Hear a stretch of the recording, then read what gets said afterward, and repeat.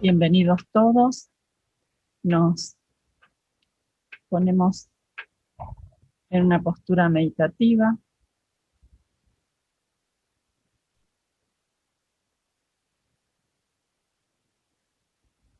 Hay una beatitud y un poder más allá de nosotros mismos que vienen en ayuda de aquellos que están preparados para recibirlos.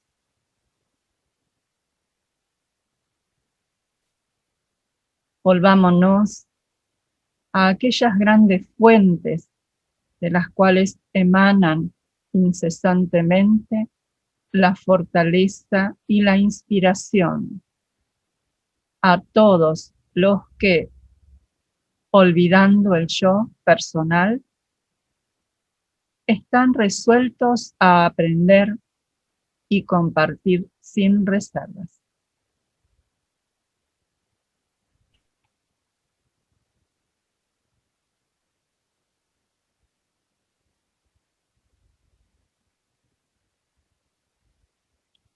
Muchas gracias.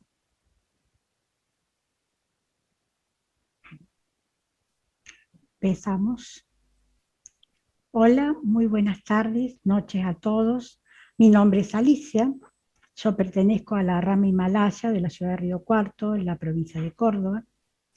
Y en este momento estoy agradeciendo a los anfitriones, a Emilce y Martín porque me invitaron para esta ocasión, también a José Carlos que me enseñó a hacer los PowerPoint, como siempre le dije. He descubierto un mundo nuevo, muy hermoso. El título que hoy tenemos para trabajar es La vida después de la muerte, primera parte. La segunda parte será dada la semana que viene por Emilce. Les voy a pasar a compartir entonces el trabajo que he preparado.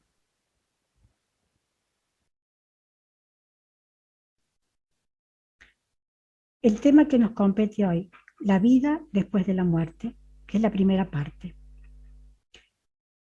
En la vida nos preguntamos, ¿quién de nosotros no ha sufrido la muerte de un ser querido? Se ha desesperado por ese momento, no ha sabido qué hacer, cómo consolarse.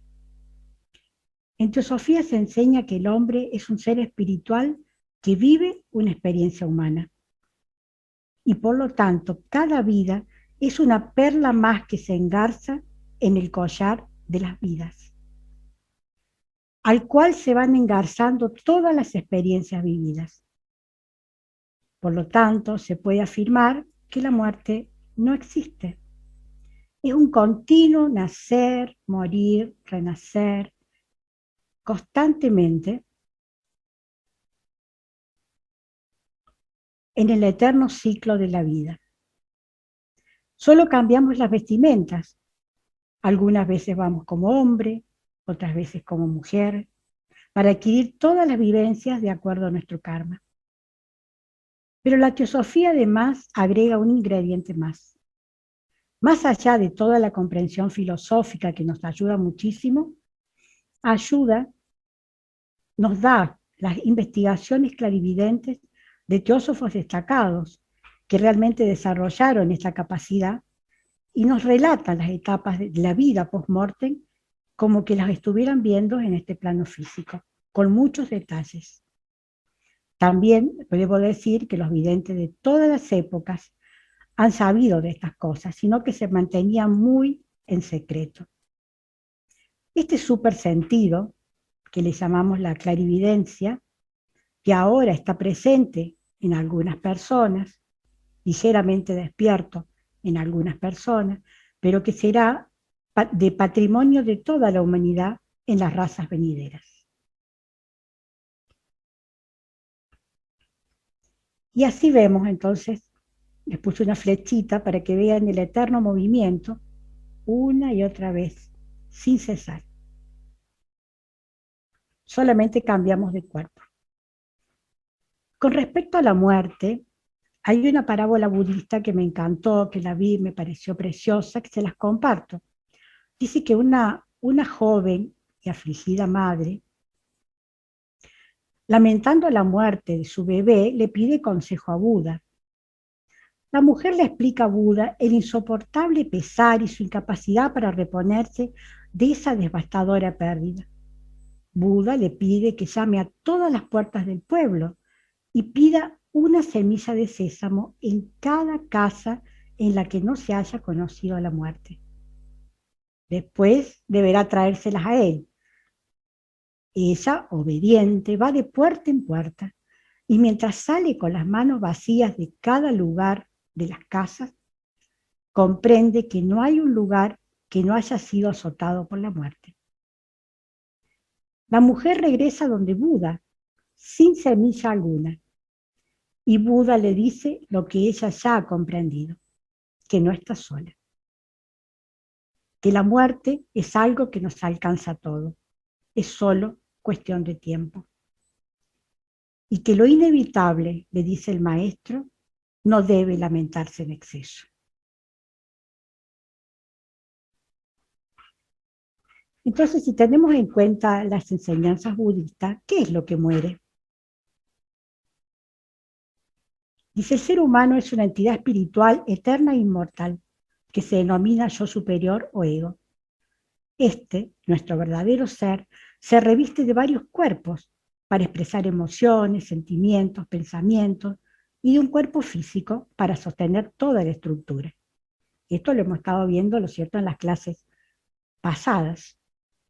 Cuando este último cuerpo envejece, se gasta, se convierte en un obstáculo, porque ya no le sirve para adquirir experiencias, entonces se produce la muerte del cuerpo físico bajo la dirección del ego. Este proceso es automático, porque en cuanto el alma retira su atención del cuerpo, la reacción inevitable es la muerte del cuerpo físico. Sabemos que desde tiempo inmemorial la muerte ha preocupado a todos los seres humanos. En la prehistoria, por ejemplo, no tenían noción de que se continuaba la vida y la muerte era producto de los azotes de la naturaleza. Mataban los animales, se caía una montaña, etc. Paulatinamente, cuando el hombre fue creciendo, fue comprendiendo simbólicamente estas cosas y empezaron los ritos funerarios. Pero las religiones organizadas realmente son las que propusieron alguna explicación sobre la vida después de la muerte.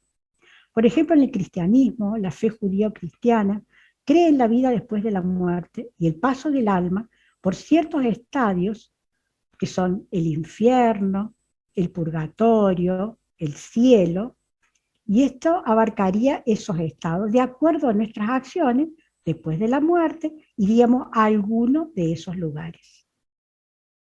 Para los egipcios, que creían en la vida después de la muerte, muy poderosamente, pensaban que se viajaba al más allá.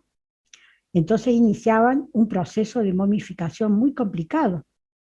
Extraían todos los órganos, los rellenaban con alguna especie de arcilla, y todo se hacía en base a la sal del río Nilo. Incluso iba todo su séquito, como por ejemplo con el faraón que moría, se morían todos, iban todo su séquito a acompañarlo en la otra vida que empezaba después de la muerte. Entre los griegos y los romanos, en la mitología griega, era el barquero de Hades, era Caronte, el encargado de guiar a los difuntos de una orilla a la otra. Había que tener un óvalo, que es una moneda de oro o plata, que se colocaba, con el cual se pagaba simbólicamente a este barquero, y se le colocaba encima de los ojos una moneda a cada lado para pagar el viaje.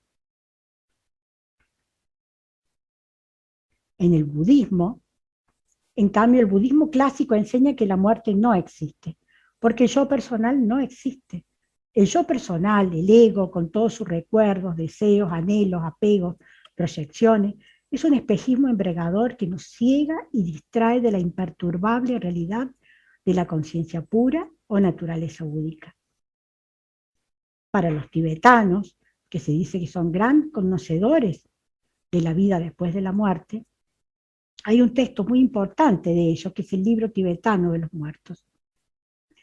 Ahí se describe 5 estados de existencia después de la muerte, por donde va pasando el alma. Los llamamos bardo, con vistas a guiarles en el proceso. Los tibetanos afirman tener un conocimiento empírico de la existencia continuada después de la muerte y enseñan técnicas para transitar ese viaje de la mejor manera posible y lograr el paso al más allá. Esto se lo enseñan no a toda la gente, sino a sus yogis, a sus discípulos más avanzados. Si consideramos la muerte para la ciencia, vemos que es simplemente la interrupción de la vida y está indicada por la ausencia de latido cardíaco o de respiración. Pero legalmente es la ausencia total de actividad en el cerebro y en el resto del sistema nervioso central, el sistema circulatorio y respiratorio, observada y declarada por un médico. Esto aparece en un diccionario de medicina que es Océano. Solamente es la muerte del cuerpo físico. Pero, ¿cómo sucede la muerte? Aquí les traje una imagen que me parece tan hermosa, es la visión clarividente del chakra cardíaco, descrita por el obispo Leadbeater. Dice que él describía, y una persona llegada a él, un amigo de él, que tenía habilidad para el dibujo, el señor Warnes, que era también obispo, iba dibujando de acuerdo a todas las indicaciones clarividentes que le hacía Leadbeater. Entonces dice que cuando se acerca el tema de la muerte en una persona, las energías se van centrando en el corazón, en el chakra cardíaco, el cual brilla más de lo inusual. Se debilitan los sentidos físicos, invade un soporte general, pero también se agudizan otros sentidos, los sentidos suprafísicos. Podemos haber familiares que nos vienen, otras personas ven ángeles.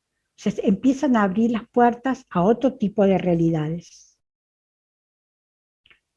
Esto que, como el obispo Leadbeater dice que él observa que en el momento de la muerte el chakra cardíaco empieza a brillar más de lo normal, les traje este dato de la ciencia, que esto lo agregué hoy porque me acordé, porque esto yo lo había conocido. El señor Fritz Albert Popp y su equipo de investigación encontraron que el cuerpo emite luz antes de morir. Cuando una célula está al borde de la muerte, emite una radiación biofotónica 100 veces mayor que la que emite normalmente. El estertor de luz de las células tiene un resultado similar a la explosión termonuclear que hacen las supernovas. La explosión de las supernovas tiene por fin el bienestar común, porque enriquece el medio galáctico al diseminar elementos químicos pesados, y así se pueden formar nuevas estrellas. Este señor es un biofísico alemán que ha constatado la radiación luminosa celular. Entre sus muchos estudios, destaca que las células, por ejemplo, enfermas, emiten una luz caótica y están mucho más oscuras. Pero lo que me interesó en especial, porque tiene mucho que ver con la investigación clarividente del obispo Leadbeater, es que en el momento de morir las células emiten mucha más luz. Eso es un dato curioso, nada más se los traje. Ahora, ¿qué sucede con la muerte del cuerpo físico? Cuando la muerte se aproxima, las fuerzas vitales se retiran más y se concentran en medio de la cabeza, en el tercer ventrículo del encéfalo, que es el centro de la conciencia del yo durante la vida física. Se retiran por el nervio vago o el nervio gástrico. Si está inconsciente en el coma que precede a la muerte, será visible a la mirada clarividente fuera del cuerpo y en su vehículo superfísico, constituido de materia mucho más sutil, y su contorno casi aparece como el cuerpo físico, es su doble etérico. Difiere en apariencia del físico en el que la materia en que está formado tiene luz propia, de suerte que brilla como si estuviera iluminado desde el interior.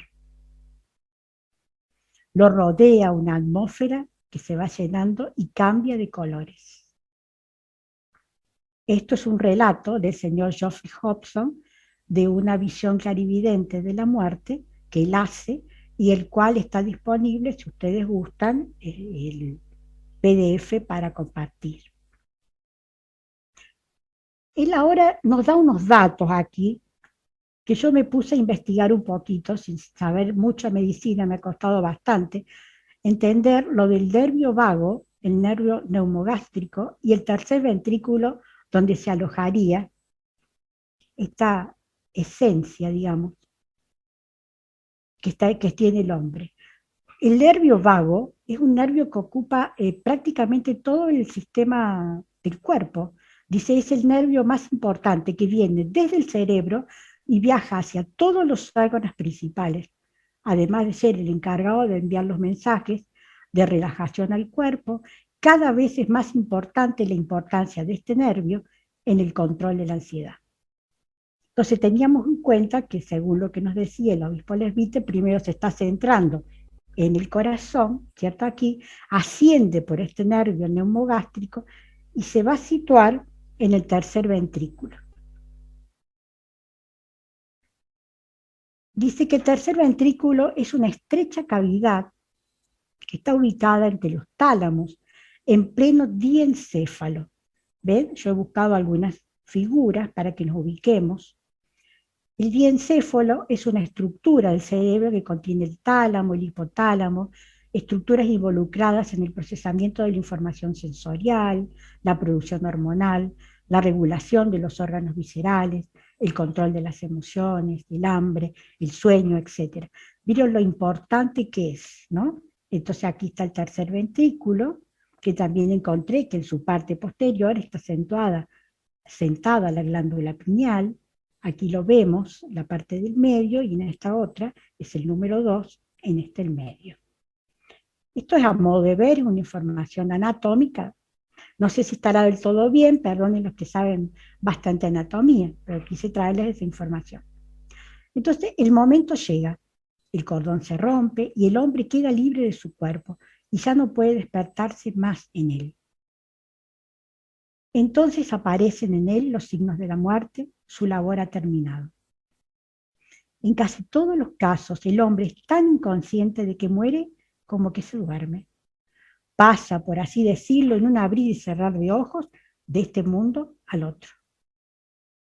Esto forma parte de todo el informe que hace Geoffrey Hobson, Investigación Clarividente de la Muerte. Es una conferencia dada en el año 1935. Ahora seguimos con un proceso muy importante que es la revisión. Dice que antes de retirarse el doble etérico, la vida pasada del hombre pasa en rápida vista ante el ego espiritual. Es como una película hacia atrás, cuadro tras cuadro. Dice que no se olvida nada, hasta los detalles más olvidados a la memoria humana, pero ahí están. Este proceso de revisión es muy importante, porque de él se destila cierta sabiduría, el fruto de la vida terminada. Por esta razón debiéramos estar mental, emocional y físicamente serenos en la habitación del moribundo, a fin de no perturbar con un exceso de aflicción al ser querido en este importante proceso. Después de esto, le sigue un periodo de completa inconsciencia que puede durar horas y hasta 3 días y medio, depende de los individuos. En la Carta de los Maestros hay una alusión muy importante. Dice que ningún hombre muere loco o inconsciente. O sea que todos hacen el proceso de revisión. Hasta que la última chispa de calor abandone el cuerpo, el cerebro piensa y el ego revive en esos breves momentos su vida entera. Esta diapo me la facilitó Emilce, al cual le agradezco. Continuamos con la muerte del cuerpo físico. Después del periodo de inconsciencia, el cuerpo físico es abandonado como cadáver inerte cerca del físico y comparte su suerte. Si se entierra, el doble etérico flota sobre la tumba, digregándose lentamente a la par del cuerpo físico. Y muchas veces es visto por clarividentes como una nube azul violado arriba de la tumba en los cementerios. A veces esto es un gran peligro porque si hay alguna persona que tiene alguna capacidad psíquica y ve, puede usarlo para algún trabajo de magia negra o brujería. Si se realiza la cremación del cadáver, en cambio, el doble etérico se dispersa rápidamente dejando así el ego en libertad completa, para pasar enseguida a los mundos superiores. Esto es lo que respecta a la parte, digamos, protocolar, ¿no es cierto?, después de la muerte. Pero ¿qué ha pasado con la persona que ha muerto? Él se ha desprendido de sus vestiduras, ha entrado en un periodo de inconsciencia, ha hecho su revisión. Entonces el hombre ahora despierta en cama loca, el mundo que le sigue, donde sigue tan vivo como cuando estaba en el otro mundo, en el mundo físico. Cama loca es el purgatorio de los cristianos. Es una palabra compuesta que significa cama, mundo de las emociones, loca, lugar. El mundo al cual ha llegado no es ninguna tierra extraña, puesto que vamos allí cada noche mientras nuestro cuerpo físico duerme. Al sueño se le ha llamado con exactitud y veracidad el hermano gemelo de la muerte. ¿Qué es lo que pasa? Cuando dormimos, estamos unidos por el cordón de plata, entonces volvemos al cuerpo físico cuando despertamos. Cuando está la muerte, como se ha cortado, no volvemos más. Entonces, cama loca o el plano de los deseos y emociones es un reino invisible que rodea e impregna nuestro planeta, que está más allá de nuestros sentidos físicos, para conocerlo y comprenderlo.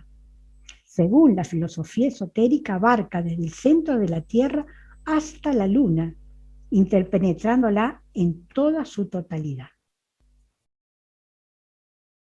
Las condiciones de vida en las que una persona se encuentra después de la muerte dependen de su carácter y de la clase de vida que ha llevado en el plano físico. Esto es muy importante. Entonces, el individuo de naturaleza amable y alegre despierta después de la muerte en un mundo amable y amigable, mientras que el individuo melancólico, centrado en sí mismo, puede despertar en un mundo apagado, triste y solitario. No porque ese mundo sea triste, sino porque ese individuo, al estar tan centrado en sí mismo, le ha sido difícil inspirar amistad. La persona corriente que muere, que no es ni buena ni mala, despertará en una zona afín, ordinaria, común a su vida, en relación con las emociones y los deseos que mantuvo en la vida. Así, por ejemplo, si le gustaron los deportes o los negocios, seguirá tratando de realizarlos allí, pero al no conseguirlo, al no tener esa adrenalina de conseguir algo, seguirá gradualmente desprendiendo de esas emociones. Y empezará a aspirar o irá comprendiendo el lugar donde está. Como el cuerpo astral no tiene hambre, no hay que trabajar para buscarnos comida, no tiene frío, porque el clima es perfecto, no sufre enfermedades, estamos todos sanos, rejuvenecidos. Y cada ser, por ejemplo, por el ejercicio de su pensamiento, se puede vestir como quiera, como le guste. Por supuesto, los diseñadores de moda de parabienes tienen toda la energía disponible que con el solo poder del pensamiento se pueden vestir. El artista tendrá a mano todos los colores para realizar sus obras de arte. El científico, todos sus laboratorios, y más encima si ha estado practicando o ha estado investigando en algo muy concentrado hasta el último tiempo, encontrará muchas respuestas ahí y tendrá incluso más cosas para investigar. El músico, por ejemplo, escuchará las mejores melodías, y así sucesivamente con cualquier actividad que haya realizado el hombre y que le haya apasionado. Esto, si ustedes vieron la película, por ejemplo, Más allá de los sueños, es una película un tanto vieja, creo que es del 98 o 2000, ahí se ve muy bien, o sea, como la energía bellísima que hay en ese plano astral y cómo es de dúctil a la mente del hombre. La muerte representa una nueva oportunidad para realizar los ideales que se tuvo durante la vida terrena, ya que cualquier cosa que se haya anhelado se fortalecerá, realizándose en los estados por muerte, siendo además la causa que proporcionará el motivo dominante para la próxima encarnación. Siempre es pagado el ego según sus merecimientos. Aquello que el hombre anhela, en eso se convierte. Ya, vieron la majestuosidad de la vida, que nada se pierde. Aquello en lo que uno ha trabajado y anhelado, eso queda como una simiente para la próxima vida. Incluso ahí se mejora, se perfecciona. Ahora, no es lo mismo si la persona ha llevado una vida un tanto oscura o perversa. Va a despertar en los planos inferiores de cama loca. Y aquí la persona es víctima de sus propios deseos y sufre bastante al no poder satisfacerlos, pero lentamente se irá despegando de esos apetitos por falta de satisfacción.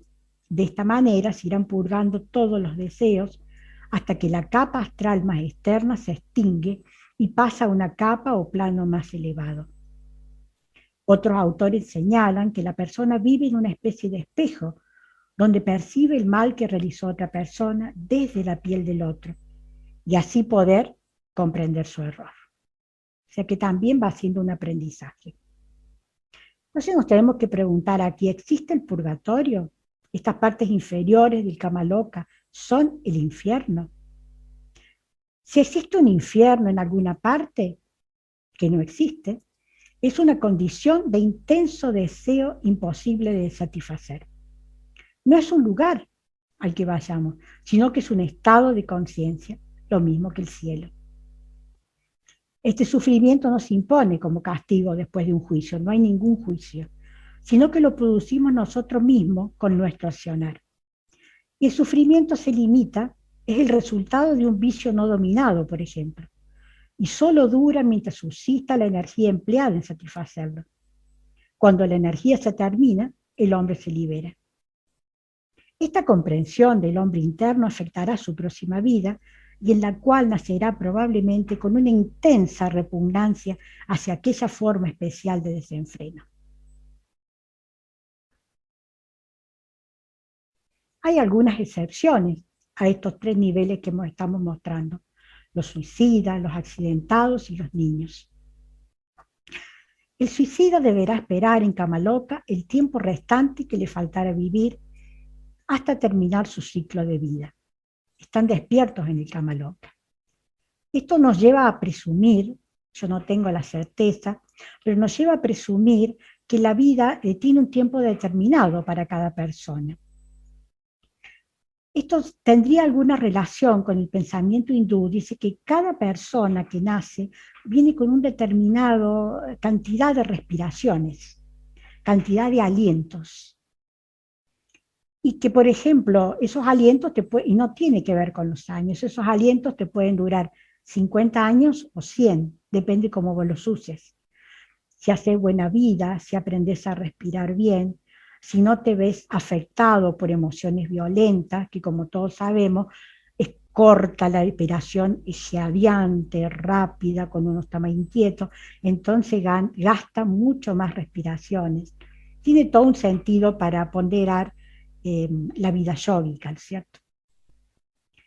El suicidio intensifica las dificultades porque trae la complicación adicional del propio asesinato, cuya reacción kármica puede afectar de un modo adverso a las encarnaciones posteriores. Los accidentados, a quienes se les ha perturbado el plan de la vida, tendrán que ajustarse al comienzo de una nueva existencia, de tal suerte que nada se pierde de esa alma que fue desviada del curso natural de su existencia. Algunos duermen tranquilamente en Kama Loka, el resto que le faltaba por vivir, y luego de eso despiertan en el cielo. Es la próxima etapa que vamos a ver con Emil. Los niños son quizás, uno se preocupa tanto de que un niño muera pequeño porque uno dice, tiene todo, no vivió nada, tiene toda la vida. Geoffrey Hobson, de acuerdo a sus investigaciones, dice que él generalmente reencarnan rápidamente y generalmente en la misma familia. O sea que ese niño tiene la oportunidad de realizar la experiencia para la que estaba determinada. Supuesto que todo es kármico. Entonces, ¿cuánto tiempo permaneceremos en el astral? Según el obispo Lesbiter, dice que la proporción del tiempo que el hombre pasa en cada uno de dichos mundos depende de su grado de adelanto. Las variaciones de su duración son tan amplias que inducirían error cuantas cifras se fijase. Si consideramos un hombre ordinario, podrá computarse en 40 años al término de su vida astral y en unos 200 el de su vida en el mundo mental. Por otra parte, el hombre de espiritualidad podrá tener 20 años de vida astral y 1000 de vida celeste. Quien esté bastante evolucionado reducirá la vida astral a unos cuantos días u horas y permanecerá 1500 años en el cielo. Bueno, entonces, como estamos viendo hasta ahora, todo depende de la vida que llevemos. Parece que la vida post-mortem depende de la vida que estemos llevando en la Tierra. Sidhu Krishnamurti nos dice, la muerte debe ser algo extraordinario como lo es la vida. La vida es algo total. Y para comprender la muerte, tenemos que comprender la totalidad de la vida. No tomar solo un fragmento de ella y vivir con ese fragmento como lo hace la mayoría de nosotros.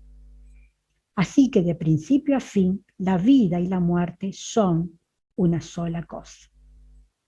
Este es el libro sobre la vida y la muerte, es un pequeño fragmento de un escrito. ¿Ves? Y le puse las olas del mar porque me parecían bastante sugerentes, ves que rompe la arena y vuelve al mar de nuevo y vuelve a romper, están naciendo constantemente y muriendo.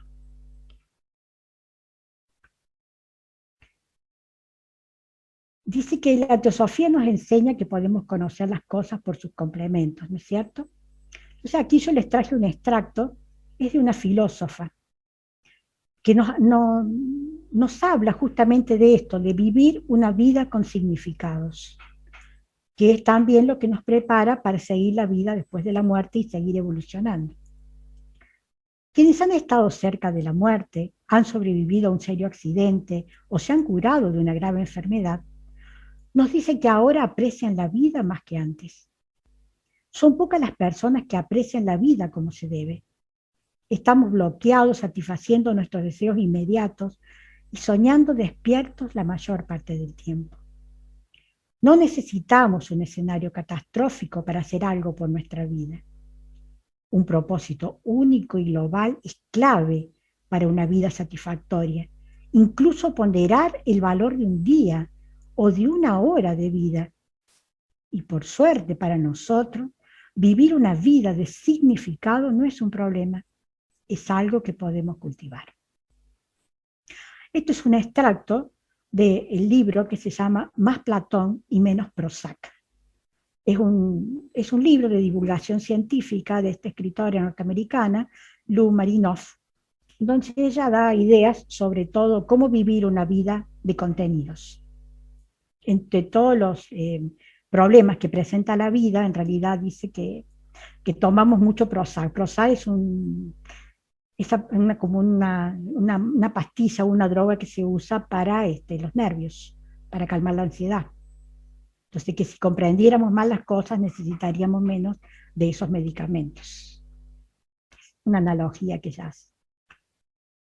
Por último, para terminar, un pensamiento de un maestro espiritual como es Yogananda.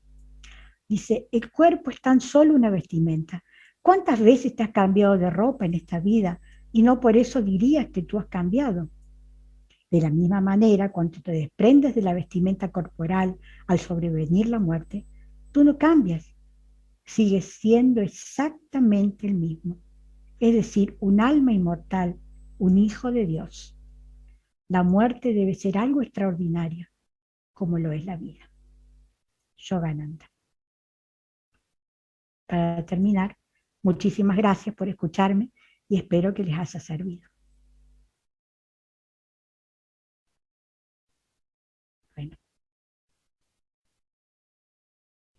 Bueno, queridos, espero que les haya gustado, que les haya servido y espero sus preguntas.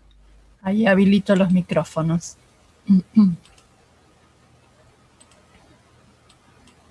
Bien, ahí pueden abrir los micrófonos. Perdón, Alicia, quería agradecerte. ¿Sí? Me sorprende mucho cómo tan pocas palabras son tan precisas y tan eficientes. Con muy poco diste mucho, entonces muchas gracias. No, gracias a vos, menos mal que te ha servido. Tuve que resumir bastante, que me parecía que era mucho. Patricia levantó la mano. Bueno, encantada. Hola, buenas tardes a todos, espero que se encuentren bien. Mi pregunta, Alicia, muchas felicidades por la exposición, estuvo extraordinaria. Mi pregunta, Alicia, es la siguiente. En el momento que nosotros nos elevamos ya en forma espiritual, se desconecta lo que es el hilo de plata en el corazón, ahí es donde empieza la muerte, ¿no? Claro. Exacto. Y mi segunda pregunta es lo siguiente, que nunca he podido comprender y he investigado muchísimo, es por qué las personas que mueren en accidentes automovilísticos siempre se les pierde un zapato. Muchas gracias. Sí, realmente, mira, todo eso que describe el obispo Lesbiter sobre que se va centrando en el corazón, yo no quise entrar ya porque había que entrar a un tema que son los átomos simientes, que él guarda toda la información que reside en el corazón, donde está el hilo de la vida, en el ventrículo izquierdo inclusive del corazón, todo eso está descrito en la literatura clarividente teosófica, no es muy precisa, muy precisa. Ya no quise entrar mucho porque, bueno, ya tenía que expandirme demasiado.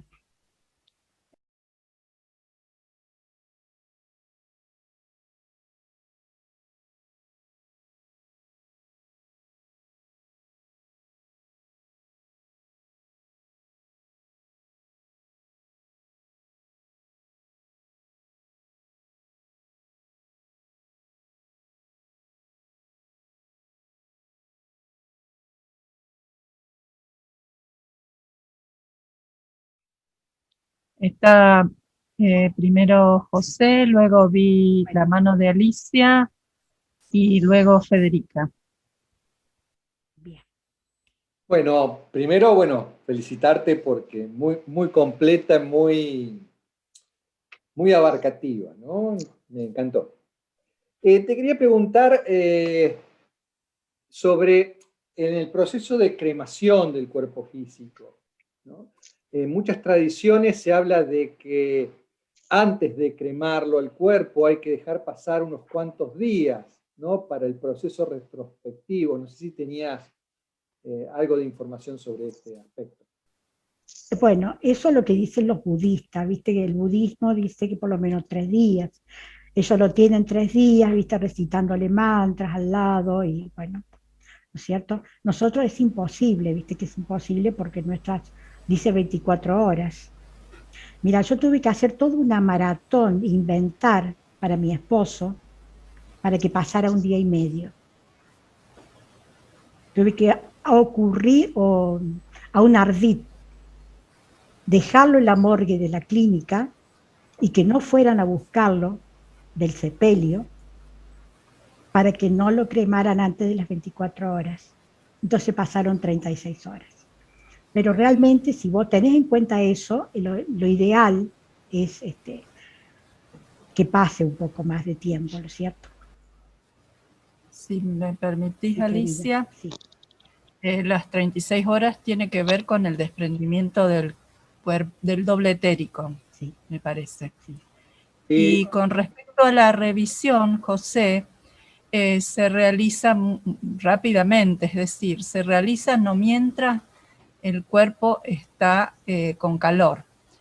Eso es lo que dicen cartas de los maestros. Sí, que yo lo puse ahí, que me lo cedió ella, Emilce, esa nota. Si aún con el cuerpo está caliente, viste, dicen los maestros. Lo que pasa es que todo, mira, cuando se va centrando toda la sangre, inclusive en ese corazón que empieza a brillar de esa manera impresionante, como dice el obispo Lesbiter, y ahí está el átomo simiente grabando todo. Ahí está el hilo de la vida que se va recogiendo. Y después ese nervio neumogástrico asciende del corazón, así por la garganta, hasta el centro del cerebro, buscando el hilo de la conciencia. Y ahí espera en el tercer ventrículo para después salir, ¿no? ¿No? Es impresionante tener todo esto, este acceso a esta información tan extraordinaria. Muchísimas gracias. No, por favor. Gracias a vos por la pregunta. Primero, recordarte que tenemos un médico en el staff de coordinadores, Alicia.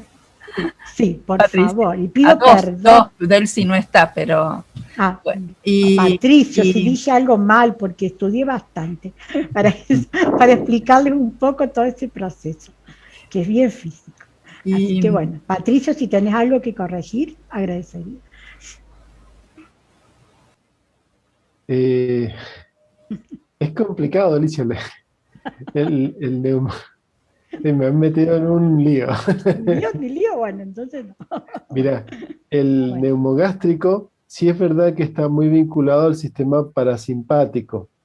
Y sí es verdad que también si uno observa en el sexto tomo, la Labaski habla del simpático y del parasimpático como dos cadenas que en algún momento tendrán que unirse nuevamente, por decirlo de alguna manera. Y por ahí el neumogástrico toma mucha importancia, es verdad que atraviesa, pasa por el esófago, toca el corazón, va hasta el diafragma y tiene mucho, mucho que ver con el sistema parasimpático. O sea que debe tener sus secretitos, seguramente. Gracias, Patricia, gracias, muy amable. Seguía Bueno, Alicia. opinión, sí, por favor. Sí, bueno, gracias Alicia por lo que nos has expuesto, y me surgió una duda con respecto a las personas que mueren en un accidente, porque decía allí que pasan en el cama loca el tiempo que les podía faltar para completar la vida. ¿Esto quiere decir que la muerte accidental es una muerte prematura? Porque, Claro. porque No, o sea, por ahí la vida podría ser desde el nacimiento hasta el momento del accidente. Entonces ahí me generó una duda. Yo tuve lo mismo que vos. Pienso que todo es por karma.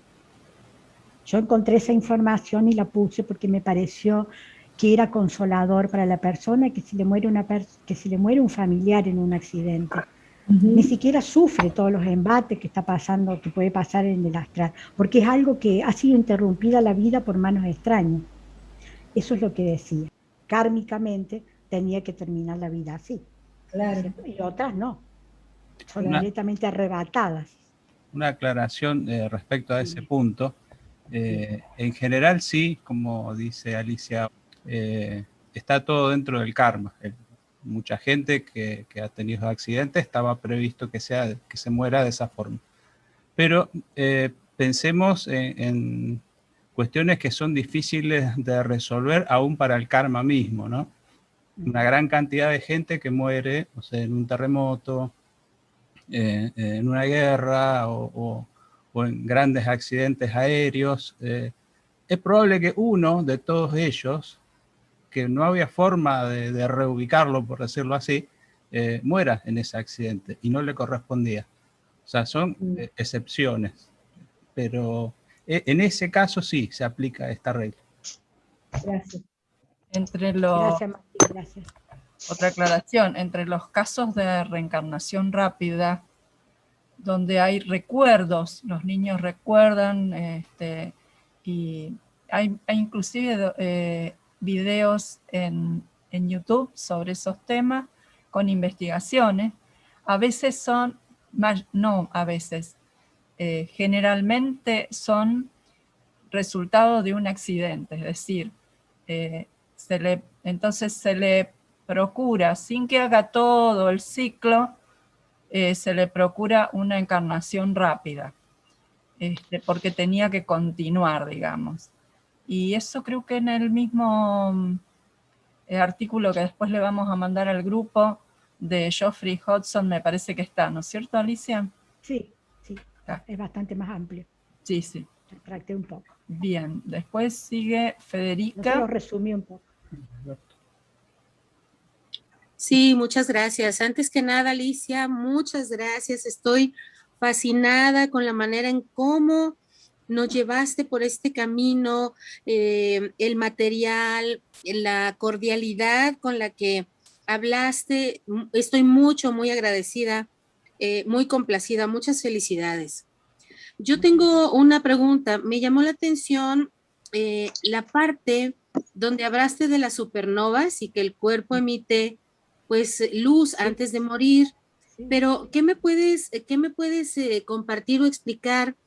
¿También habrá algún sonido, algún murmullo, alguna tonalidad que se presente también en el punto, así como hay luz? ¿Puede haber sonido? Muchas gracias. Gracias a vos por la pregunta. Mira, no tengo idea yo, porque estas investigaciones del señor Pop él solamente ha visto los biofotones, que es la energía del sol que se almacena en las células, y lo ha medido inclusive.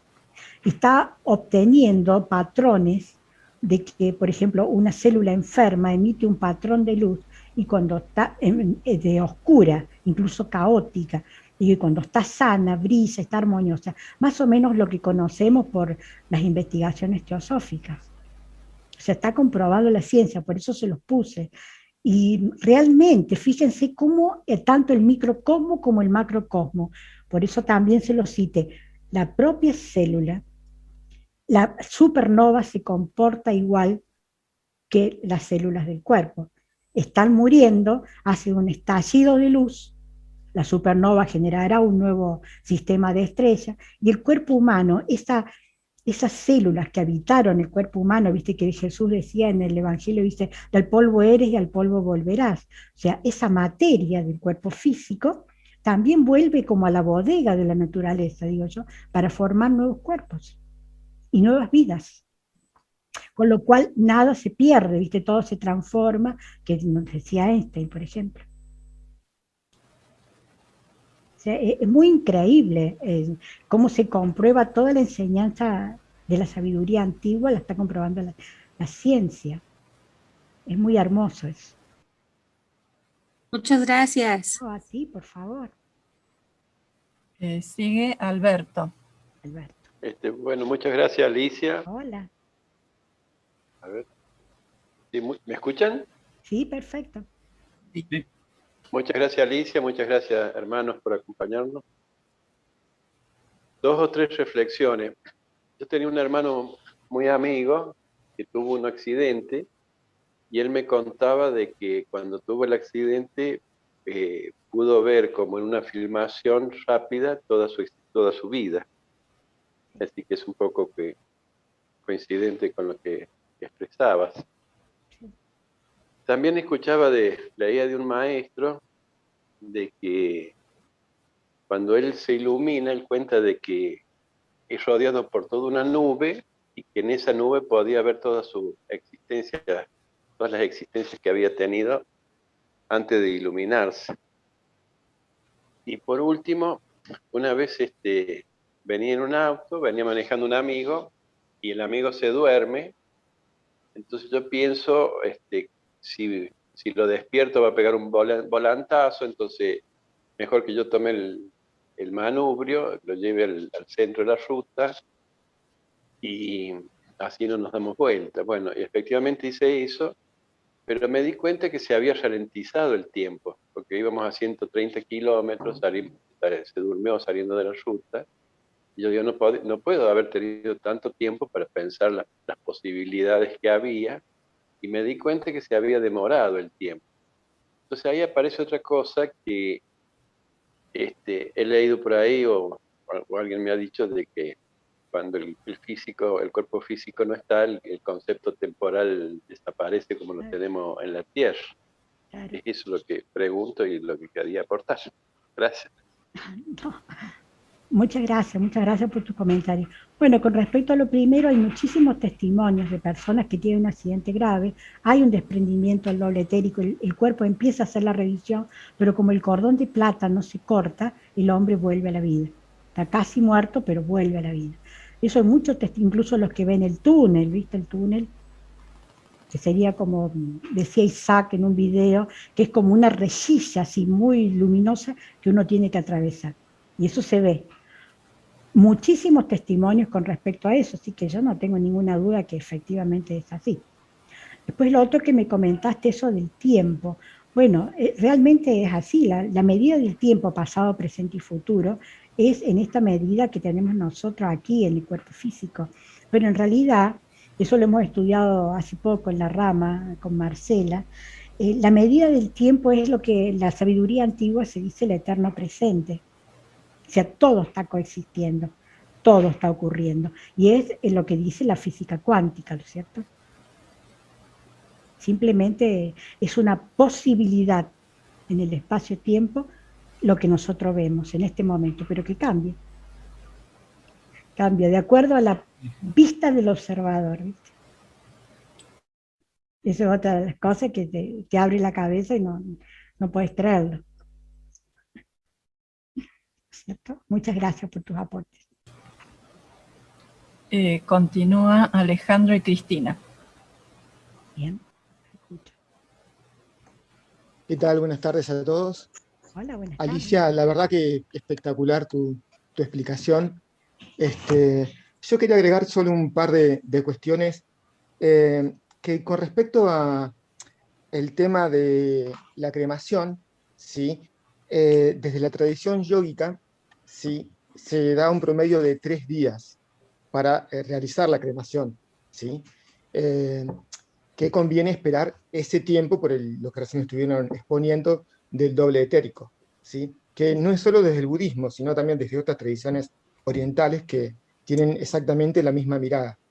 Y después quería agregar simplemente que hay un montón de casos y de experiencias y estudios que se le han hecho a... La experiencia es esto. En Estados Unidos se estaba conmemorando, ¿sí?, el atentado de las Torres Gemelas, ¿sí?, del 2001. Bueno, ¿qué pasó? Luego de unos años, ¿sí?, determinadas familias empezaron a tener nenitos que tenían 4 o 5 años, y cuando se conmemoraba eso en la televisión, que el nenito veía, ¿sí?, que se estrellaban los aviones en las torres y demás, ¿sí?, los mismos nenitos, hay un montón de casos de estos, decían que ellos eran bomberos y que estuvieron en ese atentado. ¿Sí? Hay un montón de casos así. ¿A qué va esto? A que cuando nosotros morimos, estuvieron exponiendo que pasa una serie de imágenes, una secuencia de diferentes imágenes de nuestra vida, de los momentos más importantes, sí, pero algo debe quedar, sobre todo, algo debe quedar en una muerte que se corta, o sea, en una vida que se fractura, que se corta, como en el caso de estos bomberos, ¿sí?, que perdura en la próxima vida, ¿sí? O sea, es como que el recuerdo te queda hasta alrededor de los 7 años, ¿sí? Y luego eso se va perdiendo. Eso más que nada lo que yo quería agregar, que es como que cuando una vida se interrumpe, te queda como un recuerdo en que vos en la próxima vida podés comenzar desde ahí. Tenés como, digamos, como esa biblioteca, como esos antecedentes de dónde comenzar. Así que me parece muy parecido a lo que expusiste también en tu trabajo. Sí, muy agradecida. Mira, no sabía, es una investigación científica que está corroborando lo que un montón de dice familias de Sofía. Estados Unidos, por lo menos, no creo que son más de 12 casos. Incluso también reencarnan rápidamente, renacen rápidamente. En este caso eran todos Porque nenes. Nenito, me decís que son Claro, nenitos. sí, todos menores de 7 años. O sea, antes del 2008, ¿sí? Claro. Pasó esto. ¿Sí? Claro. Sí, el primer septenio es como que uno está todavía en esa vida. Viste que la vida se divide en septenios. Cada 7 años tenés un plazo distinto. El primer septenio, en el que uno dice que vive de acuerdo a las experiencias de los padres, porque en realidad todavía no tiene su propio ego, no ha adquirido su propio ego, que viene recién a partir de los 7. Entonces, generalmente por eso habrá esa memoria. Qué interesante el tema de la memoria, ¿eh? Eso me permite. Qué interesante. Sí. Alicia, un dato. Yo no recuerdo exactamente el libro o si se lo escuché a alguno de nuestros oradores, pero cuando sucede esto de la memoria, es decir, que reencarnan rápidamente, lo que parece suceder es que no llegan hasta el Devachan, es decir, quedan en el astral. ¿Qué quiere decir esto? Que cuando vuelven con el mismo equipo de vehículos mental inferior y astral o cámico. Es el mismo equipo de vehículos para poder hacerlo rápidamente. Si no, ya van a ver en la próxima clase que hay todo un recambio de vehículos, o sea, se van dejando esos vehículos y después se vuelve a tomar. Si bien tomamos lo mismo que hemos dejado en vida anterior, por la ley, digamos, pero es de algún modo un equipo nuevo. Gracias. Sí, mucha información se va a completar en la próxima sección. que vemos la entrada del Devachan, o cielo.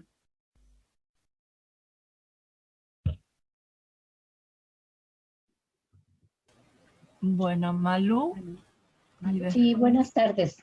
Hola, buenas tardes. Muchas gracias, Alicia. Me dejas con muchísimas preguntas, pero lo que quiero preguntarte en cortito es lo siguiente. Uno, ¿qué pasa? Escuché hace poco que cuando uno desencarna, está rodeado de gente que ya no está en este plano y que por eso es importante que se establezca el silencio para que la persona se dé cuenta de que está desencarnando. ¿Esto es así? Sí, porque viste que ahí Les Ritter menciona, yo lo mencioné cuando él muestra el chakra cardíaco, él dice que la persona se le desarrolla un cierto psiquismo, porque ve a ángeles, personas que lo vienen a ayudar, a acompañar, incluso sus familiares muertos. Ok, y la segunda, que nadie desencarna solo, que siempre está acompañado. Claro. Si no también es así. También es así. Si no tenés un familiar fallecido, pero vienen los ángeles, vienen los ayudantes invisibles, que son los que después van a trabajar con vos en el plano del Kama Loka, el purgatorio, ayudándote a entender, a que vos comprendas, ofreciéndote oportunidades. Entonces, por lo tanto, no hay necesidad de que alguien le hable al oído y decirle, tranquilo, te puedes ir, todo está en paz, para no interferir. Es importante para el que se va, pero para el que queda, saber que ha hecho todo lo posible con esa persona, por eso vivir, por eso en realidad lo que quise transmitir es que la vida consciente, la vida presente, viviendo, como dice la filósofa, aún la importancia de una hora en la vida, de una hora consciente, con significado, eso te lleva a que vos se vaya sin deudas la persona. Y vos te quedes decir, yo hice todo, le di todo, lo perdoné, le dije muchas veces que te quiero y ya está. Para eso es importante. Muchas gracias, Alicia. No, a vos, por favor, gracias a vos. Hermosas las preguntas. Tengo algunas preguntas en el chat. Acá, bueno, Adriana nos dice los hindúes recomiendan 72 horas que esperar, que es un poco lo que dijo Alejandro para la cremación. Y Norma pregunta, ¿qué pasa si se crema una persona en 24 horas después de su fallecimiento? Bueno, yo no sabría decirte, te lo digo sinceramente. ¿sí? La ciencia está muerto. Para los que tienen el servicio, que te lo hacen de cremación, te dice que no puede pasar más de eso. Yo ya te dije que tuve que inventar un ardid para que tuviera 12 horas más. Otros autores, por ejemplo, si uno toma algunos otros autores hindúes, pero que son occidentalizados, por ejemplo, Torkon, no sé si conocen la obra de Torkon Sarandiano, un autor, para mí es muy respetable. Él dice que por lo menos 12 horas estaría bien, porque ya estaría desprendido, ya se habría hecho la revisión. Bueno, yo no te puedo asegurar, pero nuestra civilización occidental realmente en eso lo tiene como hipotecada la muerte, porque vos no podés hacer nada. No lo podés tener en tu casa, no lo podés tener en la sala de velatorio, no lo podés tener en la morgue de la clínica. Entonces, queramos creer que, bueno, que su karma de que suceda así. Yo en lo personal creo que es así. Yo pienso que 12 horas me quedo con eso porque me deja tranquila. Hay que tener en cuenta también, Alicia, que en condiciones naturales no habría problema. O sea, todo esto está pensado siempre para un hábitat natural. Quizás un poco lo que vos mencionaste, de que ese doble etérico o incluso cascarones viejos, en algún momento vamos a hablar de esa otra parte también, pueden ser utilizados, mal utilizados por gente que hace otras cosas que no deberían hacer, que son totalmente antinaturales. Ese es el riesgo en realidad, no en forma natural no habría problema, está todo contemplado para que se vaya disgregando paulatinamente. Gracias, Martín. En el caso de las mascotas también es importante esperar, cuando fallece una mascota, esperar un tiempo hasta que por lo menos nosotros lo que tomamos hasta que el cuerpo está durito, digamos, que no pasan unas cuantas horas. Es importante porque ellos también tienen algún proceso. No es el mismo proceso que el humano, pero tienen algún proceso también. Otra pregunta. Dice Araceli, dice, ¿qué pasa si algún ser humano cumple sus 1800 existencias y no logra comprender el para qué tuvo tantos retornos? Simplemente no tiene ningún trabajo interior. ¿A dónde van esas almas o qué pasa con esas almas? Si vos querés, acá tenemos. Sí. Bueno, desconocí esa información de las 1800 vidas, ¿no es cierto? Según los libros teosóficos he leído que son 777 en términos normales.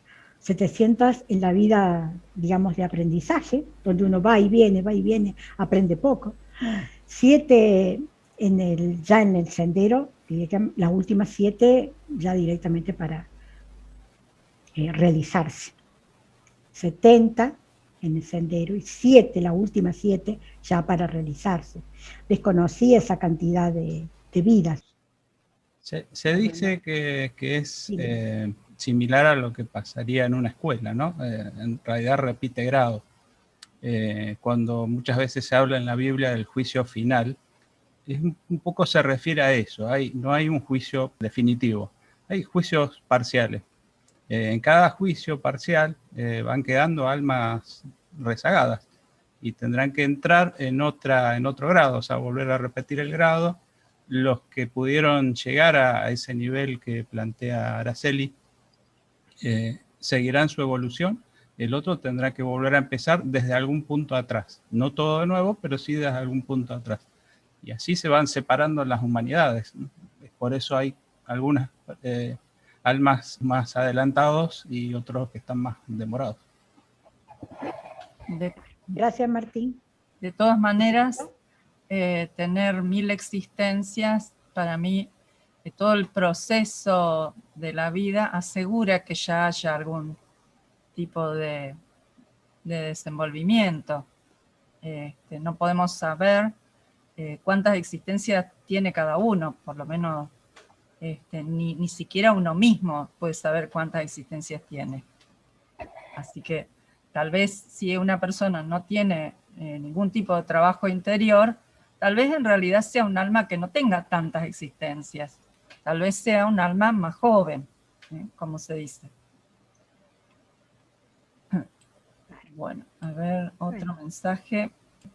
Norma dice, la ciencia comenta que el cuerpo está formado por los mismos componentes que el universo, por lo tanto se dice que somos polvo de estrella. Bueno, es muy poético, pero es verdad. Sí, y Araceli agradece la respuesta. Gracias a vos. Y Norma también. Gracias, querida, gracias. Bueno, yo creo que podemos dar por finalizada la reunión, si te parece. Bueno, vos tenés para hacer el Ovido. Tengo la oración de voz nomás, la Ovido oculta. Dale. Sí.